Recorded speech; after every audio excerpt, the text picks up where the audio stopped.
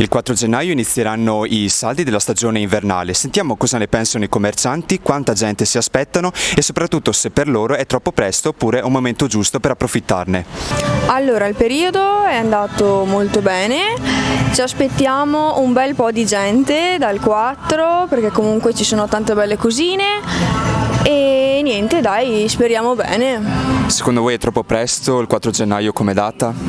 No, secondo me no, perché comunque ci sono stati i regali, adesso un attimo di pausa e adesso i saldi, quindi secondo me ci sta benissimo.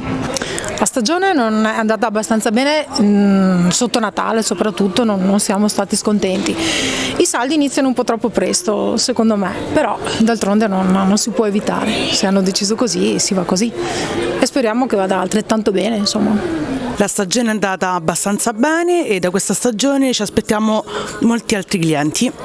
È troppo presto secondo voi iniziarli ora? Assolutamente no, secondo me è il periodo giusto.